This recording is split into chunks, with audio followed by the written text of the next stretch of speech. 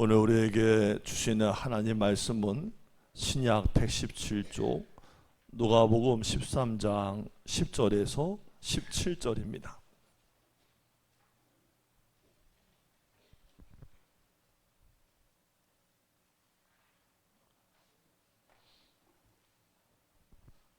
누가복음 13장 10절에서 17절 말씀 다 찾으셨으면 아멘.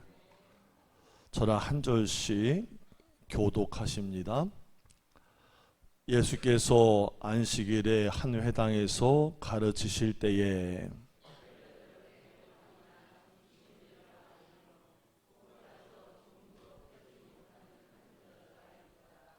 예수께서 보시고 불러 이르시되 여자여 네가 내 병에서 놓였다 하시고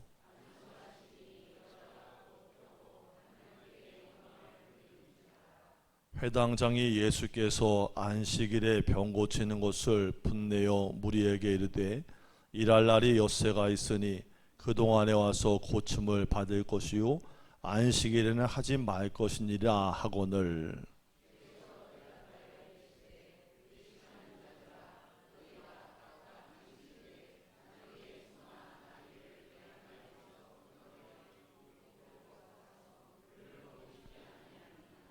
그러면 18해 동안 사탄에게 매임받은 이 아브라함의 딸을 안식일에 이 매임에서 푸는 것이 합당하지 아니하냐 함께 있습니다.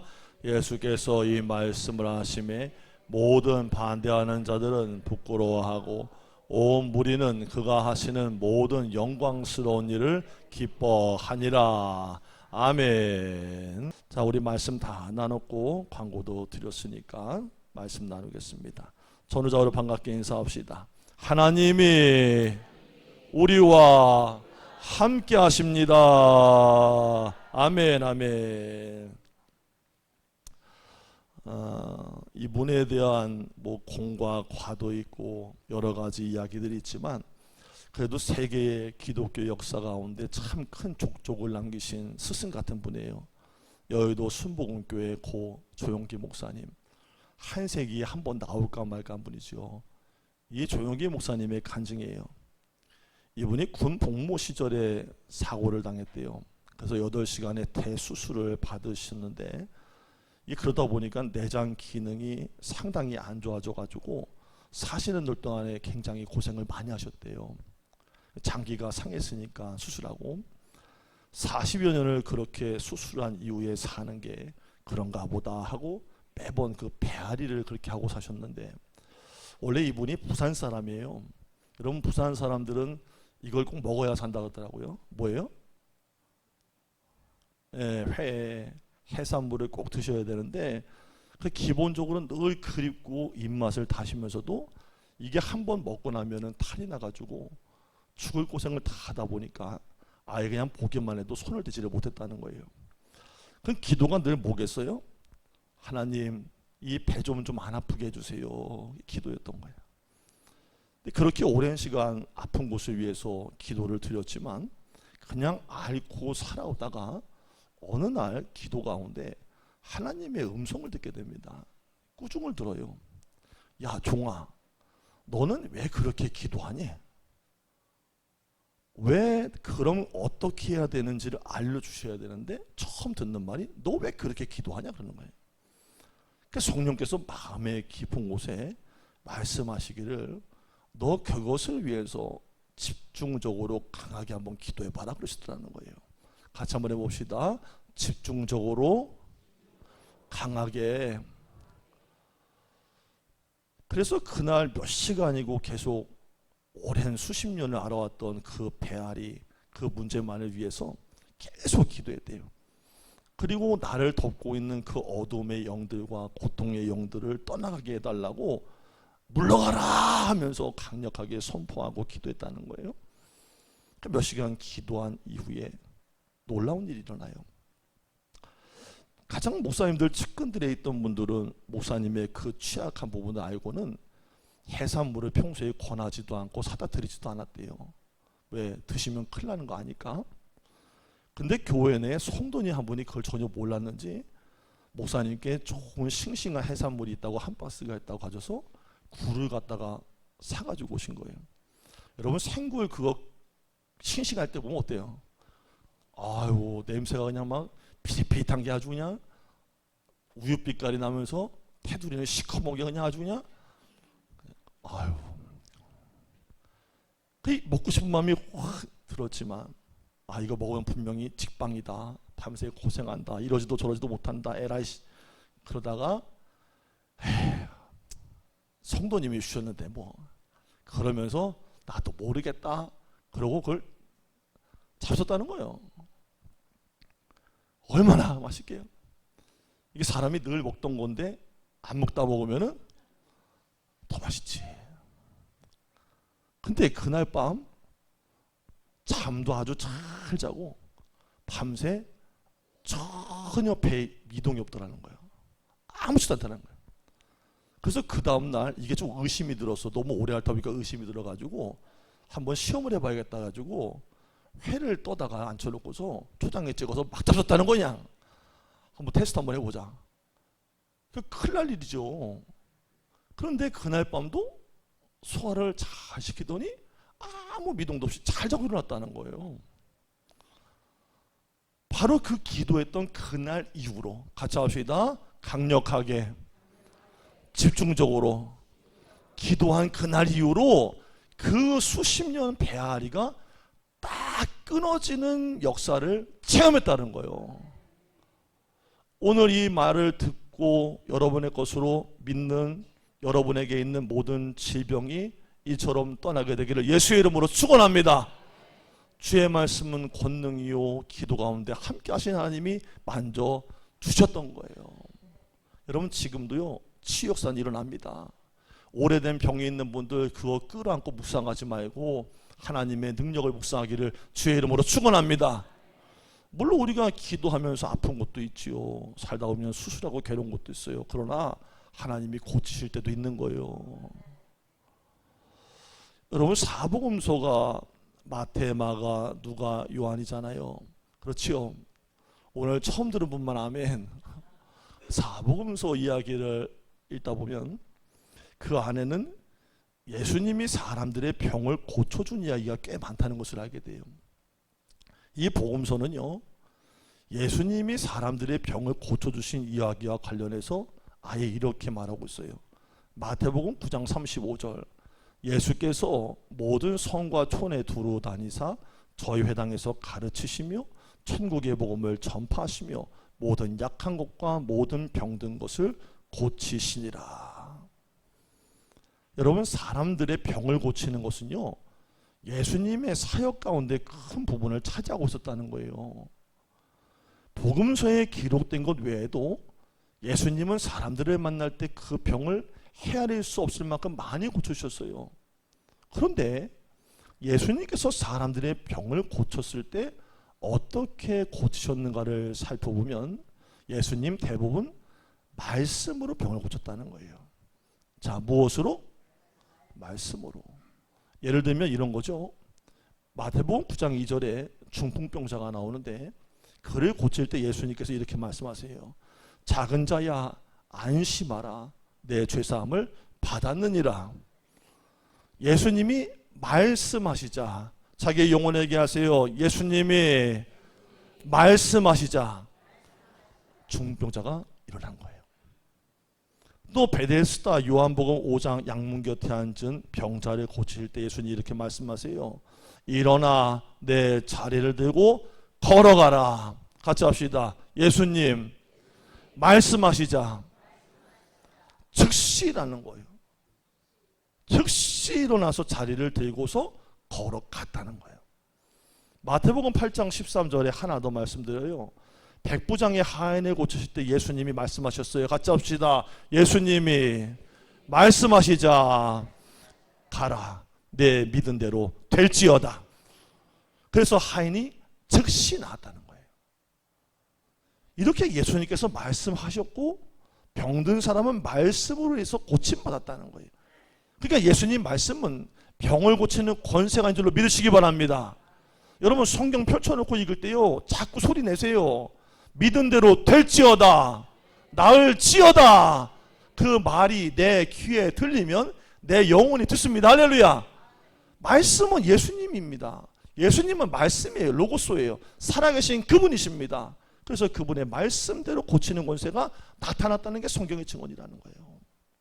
근데 예수님이 사람들의 병을 고치는 이야기를 더 자세히 들여다보면 말씀만으로 고치신 것은 또 아니에요. 예수님은 말씀하시기 이전에 아니면 말씀하신 이후에 병든 사람에게 이 액션을 취했다는 것을 성경은 기록하고 있어요. 뭐 하셨을까요? 뭐 하셨을까요? 뭐 하셨을까요? 주어도 못 먹나? 할렐루야. 안수하셨다. 손댔다는 거예요. 예를 들면 이런 거예요. 마태복음 8장 15절에 베드로의 장모가 열병이 들어서 누워있는 것을 보시고 그 장모의 손을 만져주셨대요. 그의 손을 만지시니 열병이 떠나가고, 그 예수님이 베드로의 장모의 손을 잡아주셨다는 거예요. 또 누가복음 7장 13절 14절에 보니까 나인성 과부의 아들이 죽어요. 죽을 거예요? 죽었어요. 죽었어요. 그래서 그 시체가 된 것을 운반할 때 예수님이 그 관에다가 손을 대셨다는 거예요. 자, 들어보세요.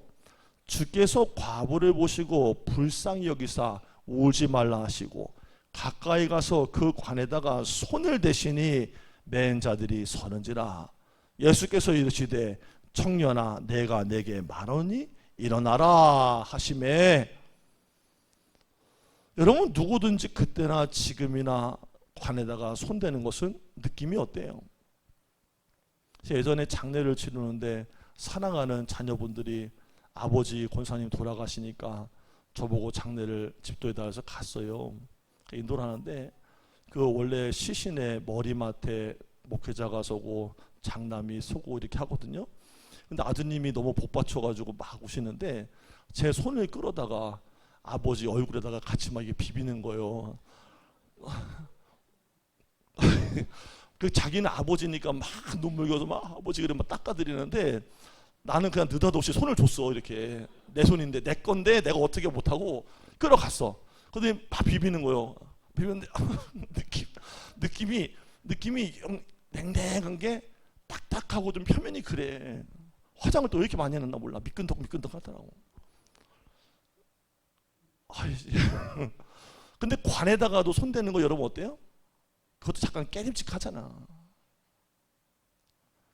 유대인들은요 부정해지지 않으려고 죽은 시체나 관에다가 손을 대지 않았대요. 관습적으로. 근데 예수님이 그 통상적인 상식을 깨버리고 관에다가 손을 대셨다는 거예요. 자, 지금 계속 무슨 얘기하고 있어요? 목사님 지금 계속 무슨 얘기하고 있어요? 지금 손댄 얘기하고 있는 거예요. 그러니까 잘 따라오셔야 돼. 하나 더요.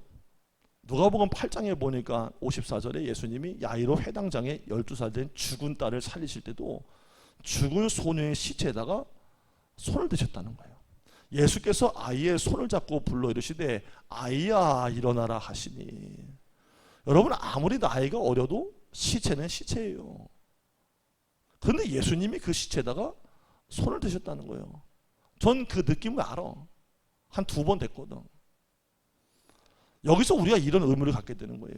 그게 뭐냐면은 예수님이 분명 말씀 한마디로도 충분히 사람의 병을 고치실 수가 있고 죽은 자를 벌떡 일으켜 세울 수가 있는데 왜 굳이 예수님이 손을 대셨던 것일까라는 거예요.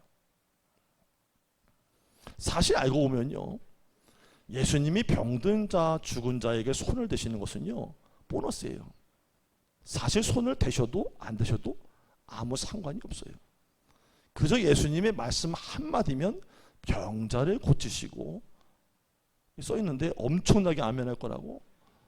예수님이 한마디면 병자를 고치시고, 아니 이렇게 안 돼 있어. 이게 엄청날 거라고 써있다는 거예요. 예수님 말씀 한마디면 병자를 고치시고 죽은 자를 살리시기에. 아닌데, 이거 아닌데. 교회에서 이러면 어떡할 거예요. 병자를 살리시고 아멘. 죽은 자를 일으켜 세우시고 아멘. 하나님 확신의 말을 해야지. 이 시간에 그렇게 되기를 주의 이름으로 축복합니다. 충분해요. 근데 예수님 왜 손을 대시는 거예요? 그 이유는 바로 이거예요. 예수님이 병든 자에게 손을 대시고 죽은 자에게 손을 대시는 것은 그의 지나온 고통과 외로움의 삶을 충분히 공감하셨기 때문이에요. 이 사람이 살면서 얼마나 아팠을까? 또 이 사람을 둘러싼 가족이나 주변의 사람들은 얼마나 마음이 아프고 괴로웠을까? 그 아픔을 예수님이 공감하셨던 거예요. 그래서 예수님이 몸에다가 손을 대셨던 거예요. 여러분, 오늘 본문 말씀입니다. 마찬가지예요. 예수님이 꼬부라진 여자를 고치시는데 그 여자에게 손을 대셨대요. 자, 12절 시작.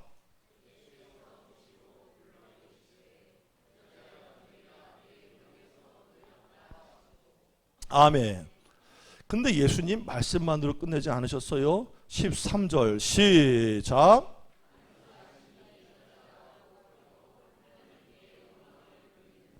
아멘. 자, 손을 대셨어요? 대셨어요? 안수하시니 여자에게 손을 대셨다는 거예요. 이 안수하시니를 풀어서 번역하면 예수님이 그녀 위에 손을 얹으셨다. 왜 예수님이 손을 얹으셨을까요? 그 여자의 아픈 마음에 손을 대신 거예요. 여러분, 저희 어머니가 돌아가실 때까지 병치레 병아리 했거든요. 근데 제가 한번 들은 적이 있어요. 자식한테도 못하고 남편도 못했던 얘기인데 담임 목사님이 신방을 오셨대요. 우리 모교의 담임 목사님이. 근데 원래 잘 표현을 안 하는 분이에요. 무뚝뚝하기도 하고 자기 속 얘기 잘 안 해. 왜 성향 중에 그런 사람 있잖아요. 뭐만 있으면 자기 얘기를 그냥 속 안에 것까지 다 끌어올려가지고 얘기하는 사람도 있고, 아무리 무슨 얘기 한 번도 안 하는 사람도 있어. 속에 담아두는 사람도 있거든. 우리 어머니 후자거든요. 근데 그 목사님 오셔서 신방을 드리는데 병 고치는 얘기를 하시는데 그때 벌써 직감을 하셨나 봐. 많이 왔다는 거를. 목사님이 설교 중에 권사님, 예수님께서 권사님을 만져주시기를 원해요 그랬더니요, 그 목사님이 그 머리에다가 손 한 번 얹고 이렇게 등 한 번 이렇게 대주는데 그걸 그렇게 막 펑펑 울었다는 거예요. 그 얘기를 아버지가 저한테 전해주시더라고요. 여러분, 예수님이 바로 그걸 하신 거예요. 우리 목회자도 그거 하는 거예요. 목사가 손 얹을 때 아무 의미 없이 그냥 손을 댔다 떼는 게 아니라, 하나님, 저는 그냥 손만 얹을 뿐이지만 예수님의 손이 이곳에 함께 해주세요. 손을 댔던 거예요.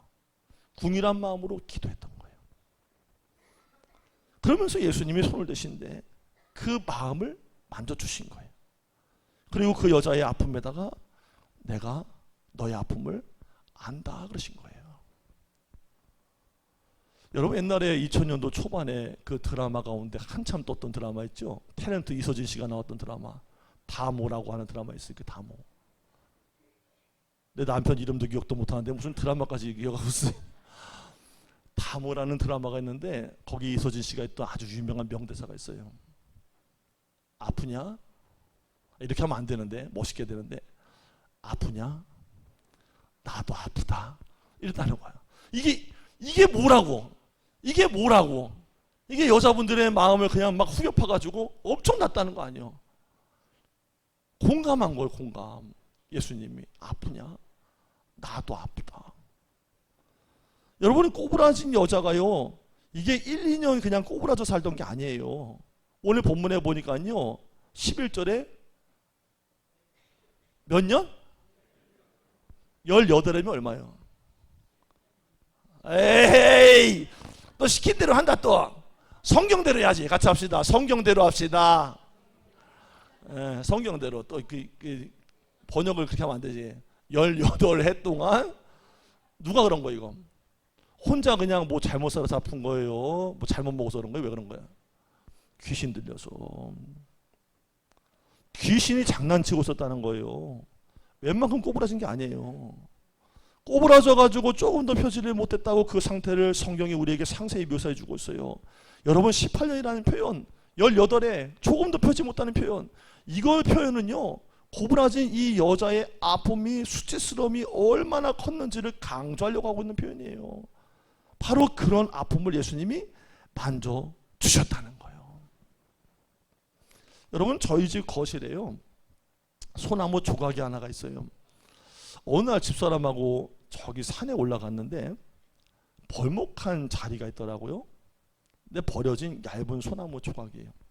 근데 어림잡아 봐도요, 나이테가 대충 보이잖아요. 보니까 한 60개는 이렇게 되었더라고. 엄청 커요. 한 이만해요. 깨진 걸 주워왔는데 깨졌는데도 이만해. 신기해가지고 주워왔어요. 혹시라도 관리원이 볼까봐 잠바에다가 몰래 숨겨가지고 집사람은 앞으로 가고 나는 뒤로 갔어요. 이렇게 따단 따단 따단. 그래서 잘 가져와서 조금 밑에가 깨지긴 했지만 잘 보관해서 말려두고 있어요. 볼 때마다 그걸 보면서 야, 세월이 느껴진다. 이 나이테가 이렇게 있잖아요. 여러분, 우리가 그 나이테를 보면은 그 나무의 나이가 얼마인지는 금방 알 수 있어요. 대충 세보면 나와요. 이 나무는 한 5년 됐구나, 수령이 한 10년 됐구나, 20년 됐네, 금방 알아요. 근데 나무의 나이테는요, 단지 그 나무의 나이만 알려주는 게 아니랍니다. 나이테에는 그 이상의 정보를 담고 있대요. 예를 들면 이런 거죠. 어떤 해 겨울에 유난히 추워서 나무가 떨었다는 것도 그걸 보면 알 수 있대요. 어떤 해는요, 비가 오지 않아서 많이 가물어 가지고 이 나무가 바싹 말라 고생했구나, 그것도 알 수가 있대요.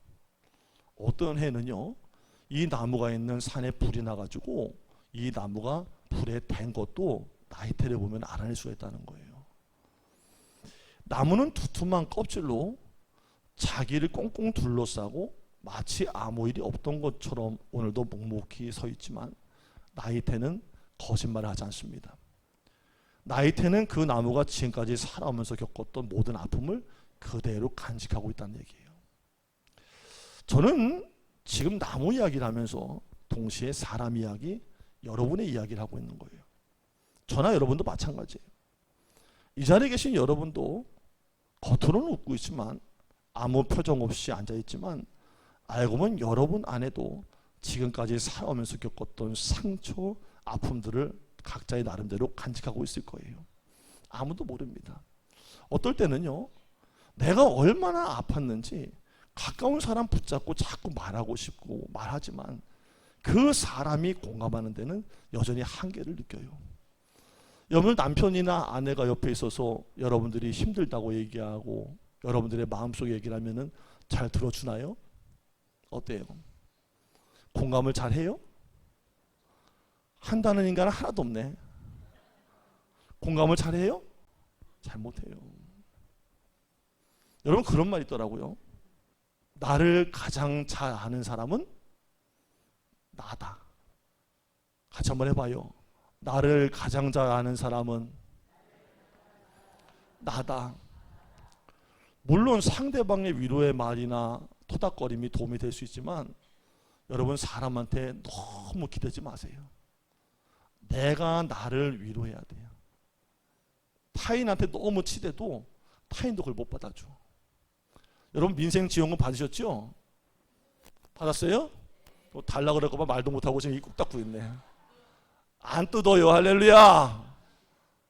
남편이나 아내한테, 다른 사람한테 어떻게 위로받으려고 하지 말고 기분 좋게 나가서 나를 위해서, 같이 해봐요. 나를 위해서 드세요. 할렐루야. 나를 위해서 사세요. 할렐루야. 나가서 짜장면도 먹고 할렐루야. 나가서 순댓국도 먹고 할렐루야. 나가서 탕수육도 사드시고 할렐루야. 나를 챙기라는 거예요. 사람은 공감하는데 한계가 있어요. 치대려고 하지 말아요. 옆 사람과 인사합시다. 치대지 맙시다. 크게 하세요. 치대지 맙시다. 치대지 마세요. 치대지 마세요. 되지도 않아. 그런 거 해봐야. 나를 챙기세요. 나를. 근데 여러분, 슬퍼하지 않기를 바랍니다. 나를 챙기랬다고 이 세상에 나만 사나? 나 돕고 다니까 그러지 마세요. 예수님이 여러분의 아픔과 그 상처를 아신다는 거예요. 그것을 공감하신다는 거예요. 특히 오늘 본문이 소개하고 있는 이 꼬부라진 여자도 마찬가지예요. 회당에 예수님 말씀을 들으려고 많은 사람들이 모여들었어요. 그러나 꼬부라진 이 여자에 관심하는 사람은 한 사람도 없었다는 거예요. 그저 꼬부라진 여자가 서 있나 보다 이 정도예요. 그저 보기 불편한 사람 하나 있나 보다 이 정도예요. 그렇게 생각했겠죠. 근데 예수님은 달랐어요. 이 꼬부라진 여자를 관심하셨다는 거예요. 그를 공감하셨다는 거예요. 그래서 예수님이 그 귀중한 말씀을 전하시다가 중단하셨어요. 그리고 예수님이 일부러 그녀를 부르신 거예요. 그리고서 고쳐주신 거예요. 예수님이 그 사람의 병을 고치실 때 기계적으로 고치신 게 아니라는 거예요. 병든 사람의 그 아픔과 마음의 상처를 공감하시고 고쳐주셨다는 거예요. 그래서 복음서를 보면은 예수님이 병을 고친 사건들이 많이 기록되어져 있는데 병을 고칠 때 그를 불쌍히 여기사라는 표현을 쓰시는 것을 볼 수 있어요. 또 예수님께 병 고치러 받으러 온 사람들도 예수님께 뭐라 그래요? 불쌍히 여겨 주옵소서라고 부르짖는 걸 볼 수 있어요. 여러분 기억하시기 바래요. 사람은 나를 공감하지 못해도 예수님은 나를 공감하시는 분이에요. 오늘 이 본문은요, 예수님과는 달리 전혀 공감하지 못하는 한 사람을 우리가 발견할 수 있어요. 그가 누구냐? 회당장이에요.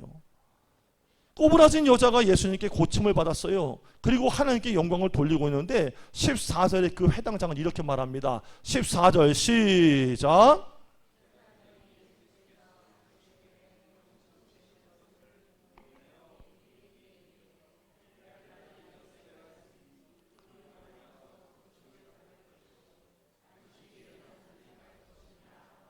아멘. 이 회당장이 지금 뭐라고 말하는 거예요? 안식일에 병 고치는 것은 의료법 위반이라는 거예요. 안식일법 위반이라는 뜻이에요. 회당장은 꼬부라진 여자의 아픔을 전혀 공감하지를 못해요. 만약 근데 그 여자가 자기의 자녀였거나 자기의 누이였거나 자기의 친척 조카였어도 과연 그렇게 말했을까요? 다른 사람의 아픔을 전혀 공감하지 못하는 사람이 가지는 두 가지의 특징이 있어요. 그 첫 번째 뭐냐? 틀린 것을 잘 지적합니다. 여러분 오해하지 마세요. 틀린 것을 바로잡으려고 한다는 것이 필요가 없다는 말이 아니에요. 그런데 틀린 것을 상대방을 반복적으로 계속 지적하다 보면은 상대방이 죽어요. 가족들에게도 그러지 마세요. 아무리 오라도 내가 볼 땐 분명히 해야 되는 말이라도 자꾸 하다 보면 상대방이 죽어요. 여러분 사람은 지적해서 살리는 게 아니에요. 칭찬해서 살리는 거예요. 세워줘서 살리는 거예요. 남편이 가끔 가다가 햄에 빠진 짓을 할 수가 있어요. 맞죠? 빈짓을 할 때가 있다는 거예요. 근데 그래도 적당히 하라는 거예요. 아내를 봐도 마찬가지예요. 자기가 봤을 때 옳지 않아 보여도 몰아붙이지 말아요. 지적해서 사람 바뀌지 않아요. 칭찬해줘야 돼요. 근데 이 사람은 지적했다는 거예요. 사람이 죽어요. 여러분 특히 교회에서는 더 그렇습니다. 제가 가끔 집사람하고 이런 말을 많이 하거든요.